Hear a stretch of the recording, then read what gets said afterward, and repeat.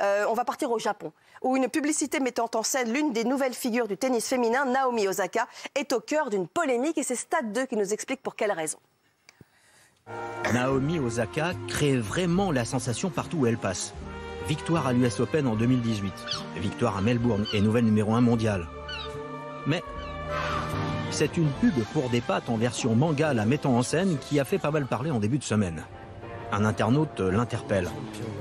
Au cas où tu l'aurais pas vu, le temps un peu blanchi. La marque de nouilles en question rétorque que cela fait partie de l'usage dans les mangas d'européaniser les héros. Et c'est vrai. Mais la véritable question n'est-elle pas quel est le rapport entre le jeu flamboyant de Naomi et des nouilles à l'eau chaude? Alors, la dernière question est assez anecdotique. La vraie question, c'est pour quelle raison a-t-on eu besoin de blanchir cette jeune femme? Elle est d'origine nippo-haïtienne. Elle vient de remporter l'Open d'Australie 4 mois après son triomphe à l'US Open. Elle vient tout juste de devenir numéro 1 mondial. Donc, ceux qui sont fans de tennis la connaissent. Ils connaissent exactement ses origines. Ils la connaissent physiquement. Pourquoi, d'après vous, est-ce qu'on a eu ce sentiment? Alors, l'argument était de dire, oui, mais dans les mangas, on européanise. Voilà, cherchez le terme exact. On européanise tous les visages, peu importe leurs origines.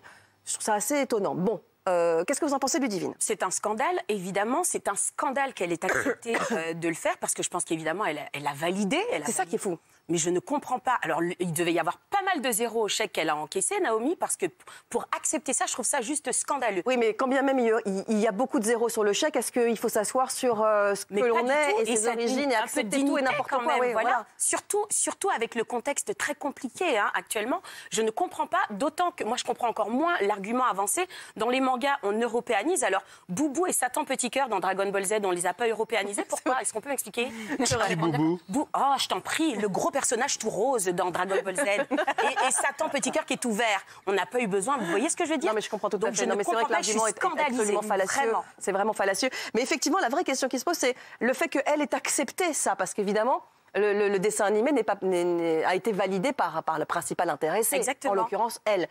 Caroline. L'argent. Enfin, je veux dire, elle a accepté pour l'argent. C'est une énorme star et c'est une énorme marque. Et comment n'a-t-elle pas envisagé une demi-seconde que ça allait poser Et elle ne s'est pas non plus posé des questions sur la ressemblance qu'il y a entre la fille dans le manga et elle. Je veux dire, la fille dans le manga, ça pourrait être Émilie Lopez. Je veux dire, qui reconnaît la joueuse de tennis? C'est pas non plus extrêmement son sosie. Donc effectivement, oui, la deuxième fois, je suis d'accord avec toi, mon chat. Scandaleux parce que le message qu'on fait passer, du coup, il est pas bon. C'est un mauvais message. D'autant que, pardonnez-moi, mais c'est la numéro 1 mondiale. C'est une méga star, elle peut imposer et dire voilà, ça ne me ressemble pas, j'ai envie que ce personnage me représente et représente qui je suis. En l'occurrence, je suis d'origine nippo-haïtienne et je veux mettre en avant mes origines. Et elle pouvait l'imposer, à mon avis, sans aucun souci. Et forcément, j'imagine que la communauté haïtienne va être pas mal choquée de tout ça. Et à côté de ça, vu que je l'aimais déjà pas parce qu'elle avait battu Serena Williams, alors là, mais je la déteste. D'accord, très bien.